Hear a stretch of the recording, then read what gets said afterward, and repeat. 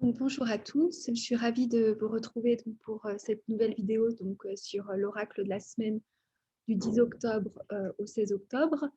Il y a beaucoup d'activités astrologiques, beaucoup d'aspects qu'on va essayer comme toujours, déchiffrer et essayer de tisser un sens global. Parfois, c'est un petit peu difficile en astrologie. Et peut-être je veux revenir sur un aspect qui est présent actuellement, mais qui n'est pas exact. C'est ce fameux carré Saturne-Uranus qui a été très présent en 2021. Je vous invite, je la mettrai peut-être sous le lien, à aller voir la vidéo qu'on a fait avec Sophia dans Alchimie du ciel, le podcast que je fais avec elle, où on reprend cet aspect. Il faut savoir que Saturne carré Uranus était un aspect qui a été présent tout 2021, où il y avait vraiment cette cette tension dynamique entre Uranus qui veut la liberté, qui a cette vision d'un nouvel âge, d'un nouveau monde, qui nous dit que tout est possible, avec une révolution technologique, une révolution de nos manières de vivre, et Saturne qui représente alors souvent le principe de réalité, mais qui représente plus la fonction limite, la sensation qu'il y a encore quelque chose qui grince, qui est couinant, comme une porte qu'on n'arriverait pas à ouvrir en nous. Donc cet aspect se fait à 18 degrés du taureau pour Uranus et 18 degrés à peu près du Verseau. Donc on est vraiment dans cette tension entre ces deux signes fixes, entre le taureau qui conserve et à la fois avec Uranus qui nous dit comment on peut révolutionner le lien à la terre, révolutionner la manière dont on génère des valeurs. Oh, je suis désolée si vous entendez des bombes, enfin des tirs. Des fois au Guatemala, ils envoient des bombes, enfin des pétards. C'est, voilà, désolée. Et c'est pour chasser les esprits. Donc on va le prendre comme ça tout au long de la vidéo, parce que sinon, j'arrive pas à trouver un moment pour la tourner. Et donc, vous avez au contraire Saturne qui est en Verseau, qui nous a parlé, je pense aussi, qui était très très lié à tout ce collectif, à toutes les règles à un moment donné qui nous ont limités collectivement.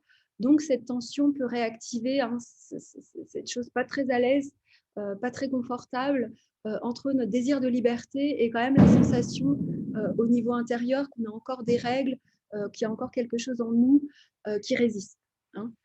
Donc voilà, donc c'est un aspect qui va être présent tout le mois d'octobre, mais on en a bien parlé avec Sophia, donc je vous invite si vous voulez plus approfondir. Et donc on va rentrer dans la semaine. Donc la semaine commence le 10 octobre, donc on est dans la suite de la pleine lune, et on a cette opposition Vénus opposée à Chiron. Vénus opposée à Chiron, donc pour ceux, la pleine lune était donc très présente avec Chiron.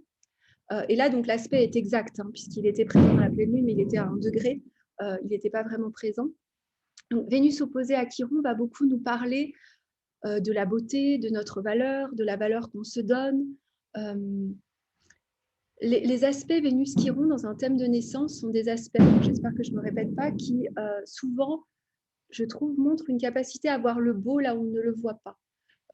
Là où, hors des... vous voyez, quand on voit le beau dans ce qui est fêlé, dans ce qui n'est pas parfait. Donc, je commence tout de suite par l'alchimie, ça pourrait être voir le beau, et je prends l'exemple par exemple de ces pétards qui, au début, quand je vis ici depuis 10 ans, m'agaçaient énormément. Quand j'ai compris, bon, alors même si les gens ne l'utilisent pas comme ça, qu'il y avait cette symbolique, surtout plus on s'approche du jour des muertos, des morts, de communiquer avec là-haut, bon, j'ai un peu plus accepté ces pétards qui peuvent être tirés à n'importe quelle heure du jour et de la nuit. Donc il y avait un sens qui m'a permis d'accepter ce fait-là. Et là, je trouve qu'avec Vénus opposée à Chiron, il y a vraiment quelque chose en lien avec, comment on pourrait dire, Vénus opposée Chiron, il y a aussi quelque chose avec notre valeur qui va être touchée. Est-ce que cette pleine lune a mis en lumière quelque chose où on s'est senti justement rejeté, où il y a eu cette blessure d'injustice? Alors, il y a plusieurs blessures qu'on pourrait associer à Chiron. Moi, je trouve que celle de rejet, de par sa mythologie, où il est rejeté, celle d'injustice aussi, puisqu'il y a ce mystère de pourquoi il est blessé, un petit peu comme dans le livre de Job dans la Bible, ou pourquoi Job est testé. Et forcément, un aspect comme ça, c'est juste une journée. Alors, une pleine lune, donc, il va peut-être nous dire, tiens, quel est le cadeau, en fait, qui se cache dans la blessure, et quel est l'antidote. Et l'antidote de Chiron-Vénus, c'est vraiment de créer du beau pour soi, c'est vraiment Chiron en Bélier, d'arriver à se nommer différemment dans notre beauté, une beauté, comme je disais, qui n'a rien à voir avec ce qu'on peut, attendre d'esthétisme, de proportion. Ça a une autre valeur. C'est qu'est-ce qui est noble, qu'est-ce qui nous permet d'être touchés par la grâce, qu'est-ce qui crée de l'harmonie et de la paix dans notre vie. Hein. Et Chiron, c'est la clé. C'est une clé d'Holos, en fait. C'est une clé d'un pont qui se tisse entre des domaines qu'on n'arrivait pas à résoudre, entre cette fameuse tension des opposés que le thème est toujours. Hein. Et d'ailleurs, on est dans une semaine où il y a des oppositions, il y a des carrés, donc il y a ces tensions. Hein. Et Chiron va nous dire, mais on est obligé de soutenir les deux, on est obligé de réunir, et en ouvrant cette porte, quelque part, on passe dans une autre dimension. Hein. Et le même jour, il y a aussi Mercure, donc, qui rentre dans le signe de la Balance. Donc à nouveau, hein, il était rétrograde, donc il est passé de la Balance, il est revenu jusqu'à la Vierge, là il repasse dans la Balance. Donc Mercure en Balance, il se fait diplomate, il est porteur d'une parole qui cherche justement à nous permettre peut-être de concilier les visions opposées, de comprendre un point de vue, de comprendre un autre point de vue. Alors, je vais peut-être tout de suite le lier à l'aspect de mercredi, hein, puisque c'est un aspect qui va être applying dans ces jours, c'est que Mercure va s'opposer à Jupiter en Bélier. Donc, j'avais déjà parlé de Vénus en Balance opposée à Jupiter en Bélier. Donc là, il y a quelque chose avec Mercure en Balance opposé à Jupiter en Bélier qui lui dit, alors oui, c'est bien de regarder les points de vue, c'est bien d'avoir un esprit diplomate qui essaye de concilier, qui essaye de vouloir aller vers la paix, de réunir les opposés, mais Jupiter est en train de lui dire, mais il y a peut-être des vérités que tu peux aller trouver si tu arrives à t'affranchir de territoires connus, de territoires de la société, des attentes des autres, de ce que les autres t'ont raconté.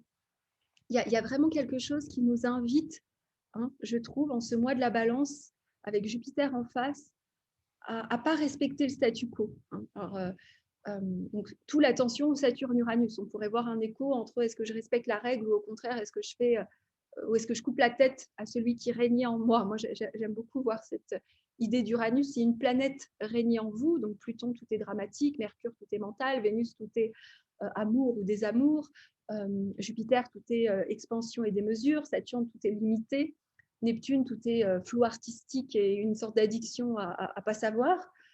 Qui j'ai oublié encore. Uranus, on a toujours envie de tout faire exploser. La Lune, on n'est que dans l'émotionnel. Alors, je ne sais pas si on peut avoir si on est dans le soleil, ici, on est dans une forme d'arrogance où on se prend pour Icare et on se brûle les ailes. Mais il y a quelque chose, en tout cas, qui peut nous inviter à faire un coup d'État avec un ancien règne, un ancien régime pour remettre à la place un règne peut-être plus juste et surtout plus équilibré.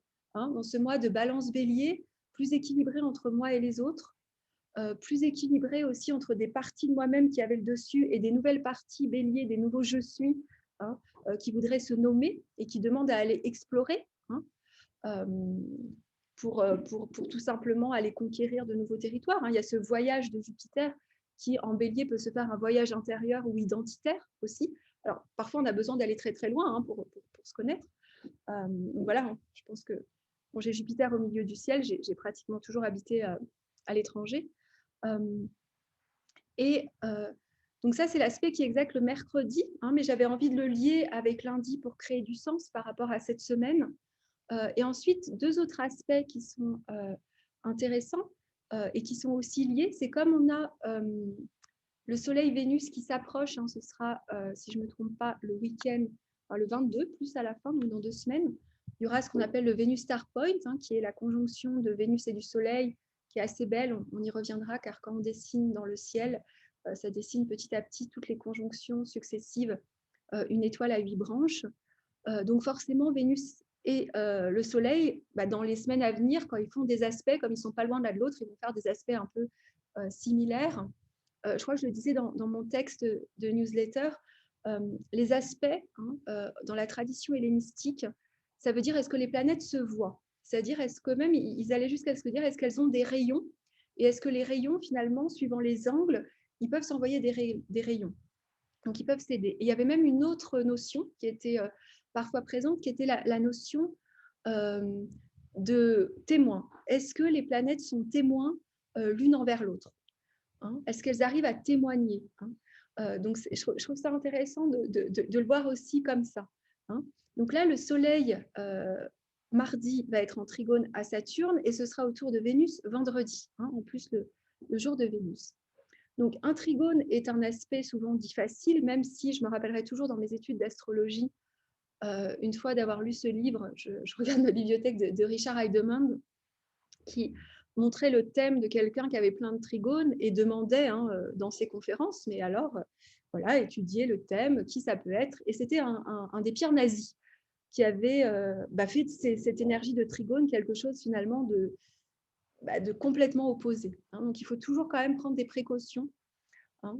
Il y a plusieurs visions, il y a plusieurs lectures, mais ce n'est pas parce qu'un thème a plein d'oppositions ou de carrés que forcément on a une sorte de croix de la destinée qui va dire que on va avoir une vie compliquée. Non, il va y avoir une vie intense de combination, d'agencement, de remembrement, hein. Mais on peut aussi se reposer trop facilement, hein, sur un trigone. Alors, pour moi, Soleil-Vénus, donc en balance, en trigone à Saturne, hein, donc on est tous dans les signes d'air, on sait qu'une des ombres de la balance, ce serait pour maintenir l'équilibre avec autrui. Alors là, on va parler aussi de Vénus, qui est en plus sa régente, pour maintenir le désir, ou voilà, l'équilibre. On peut avoir tendance à trahir son désir, à se décentrer, là où la balance cherche l'équilibre, elle va se décentrer en faveur de l'autre, quelque part. Et là, ce que je trouve assez beau, c'est qu'avec Saturne, alors moi qui aime beaucoup les astéroïdes, Saturne, actuellement, il est en jeu avec Vesta. Vesta, c'est la gardienne du feu sacré.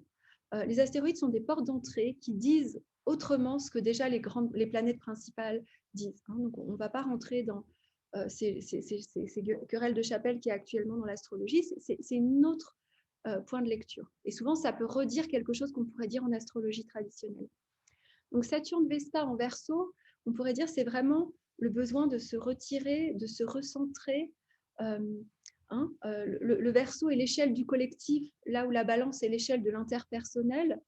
Donc, on est dans ce témoignage, en tout cas, comment nos relations interpersonnelles et comment nos relations au collectif se manifestent, se présentent, par quel désir, par quelles aspirations vénusiennes elles sont motivées, en quelque sorte. Et rencontrer Saturne, c'est revenir à l'essentiel. Il y a quelque chose qui peut justement aider la balance, là où elle pèse souvent l'horizontalité, à ne pas oublier justement l'axe de la balance, de la verticalité. Avec la connexion à Vesta, qui est la connexion de la présence, qui est la connexion du sacré, qui est la connexion du silence, qui nous dit, bon, voilà, il y a ces relations qui me challenge, hein, forcément, avec la pleine lune. Il y a ces relations qui sont floues, il y a ces déséquilibres. Moi, j'appelle ça un peu passer, entre guillemets, à la passoire, vous savez, de Saturne-Vesta, qui serait, bon, je me retrouve dans le silence, dans mon intériorité. Vesta, c'est dans ma chambre à soi, donc dans notre temple intérieur, dans notre espace à soi, pour écouter, hein, tout simplement. Et je trouve que ce trigone, cette semaine, peut être justement après cette pleine lune qui a mis en lumière, hein, et qui a sans doute mis en plus avec Chiron en lumière quelque chose qui n'était pas en harmonie. Elle vient nous aider, voilà, à nous recentrer. Et c'est intéressant parce qu'on nous recentre cette semaine dans le Soleil et Vénus, qui est l'être désirant, on pourrait dire, ou nos valeurs. Par contre, on a un carré Mars-Neptune qui, là, pour le coup, c'est flou dans nos actions. Donc, je ne dis pas que ce n'est pas du tout une semaine pour agir, mais je dis qu'il est possible qu'on arrive à trouver une sorte de sentir que notre identité, que sentir que nos valeurs, de sentir qu'il y a une sorte de clarté, qu'on arrive à se poser dans nos désirs, dans nos aspirations, dans qui on est, voilà. Quelque chose qui s'assoit en soi, hein. Par contre, je dis ça en rigolant parce que forcément, on va parler de Mars en Gémeaux, donc ça active le côté plutôt joueur. On a Mars en Gémeaux en carré à Neptune, donc c'est un aspect qui est exact mardi, mais qui va rester présent toute la semaine. Donc, autant vous dire que déjà, Mars en Gémeaux, c'est un peu le joueur. Neptune, c'est un peu le lieu de l'imaginaire et des chimères et du cinéma, entre guillemets. Donc, il se peut qu'au niveau de qu'est-ce que je dois faire, on ne sait pas encore, hein. Donc ça peut être l'ombre justement de ces représentations archétypales de ces deux planètes où nos motivations sont floues, hein. où c'est aussi intéressant parce que c'est un aspect avec la rétrogradation de Mars qui va être présent à nouveau en novembre. Alors, je ne me rappelle plus la date, mais je l'avais regardé hier, mais je l'ai oublié, je ne l'ai pas noté. Je crois vers le 12 novembre. Il y a quelque chose qui, pour moi, nous dit, là où Mars en Gémeaux peut nous disperser, on peut se dire, ah tiens, j'ai envie de ça, puis non, j'ai envie de ça, puis non, en fait, j'ai envie de faire ça, puis non, en fait, ça. Neptune, en carré, il dynamise, c'est-à-dire qu'il met du flou, il dissout aussi le discours mental qu'on a pu se raconter, qui motivait notre action, pour nous dire, mais en fait, je ne sais pas ce qui me pousse, je ne sais pas, j'y crois encore, j'ai encore envie, je suis quand même poussée, j'ai ce désir, j'ai cet élan, j'ai cette... Alors, quand on est dans le Mars, on a vraiment cette envie d'y aller, quoi. Hein, et Neptune, quelque part, on pourrait dire, hein, si Mars est la motivation consciente, Neptune, en tant que planète transpersonnelle, il vient nous parler du lieu où on est touché par la grâce, du lieu où on se sent relié à quelque chose de grand qui nous pousse. Hein. Alors, j'allais dire le délire, c'était un lapsus, mais c'était le défi, c'est pas à se dire tout d'un coup, j'ai entendu la voix de je sais pas qui m'a dit qu'il fallait que j'aille faire telle et telle chose. Hein. C'est toujours le risque avec Neptune, ça peut être tout d'un coup de se prendre, d'écouter une voix qu'on pense être une voix divine, qui en fait c'est une chimère qu'on se raconte. Hein. C'est le lieu de, oh, je perds le mot en français, mais c'est le lieu de là où on se trompe soi-même, hein, Neptune. On peut se tromper, donc on peut aussi sentir que nos motivations cette semaine, va falloir faire attention à ce qu'on se raconte, hein, pour motiver nos actions. De toute façon, tout le temps avec un Mars en Gémeaux, il va falloir qu'on se fasse attention, parce qu'on va sans doute se mentir, puis expliquer, puis non. Hein. Mais je trouve que dans la beauté de cet aspect, il y a quelque chose qui nous dit comment, tout simplement, je peux me laisser inspirer, je peux me laisser porter, je peux accepter d'avancer sans trop comprendre pourquoi.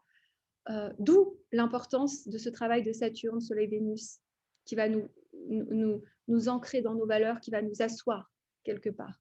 Hein, pour pas tout simplement se laisser porter et se laisser prendre. En plus, Jupiter reviendra bientôt en Poisson par un projet illusoire ou une relation auquel on a cru, puis en fait, qui s'est révélé qu'un, je sais pas, c'est une illusion, mais j'aime pas trop ce mot d'illusion pour Neptune. Moi, je vois plus Neptune comme étant peut-être le lieu où on a capté une ligne de temps qui existait quelque part, si on est ouvert à ces croyances-là, mais qu'on a du mal à descendre dans la réalité.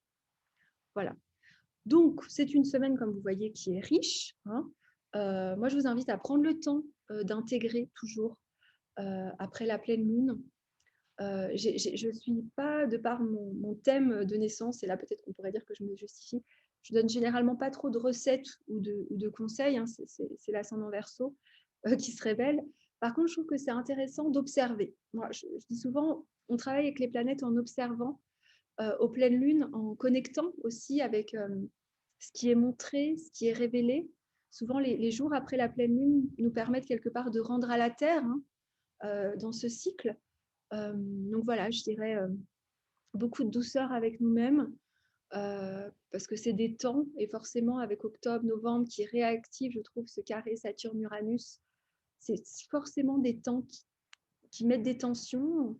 Je me dis, il faut se rappeler que crise vient de Kairos, qui est une opportunité, même si ce n'est pas facile. Voilà.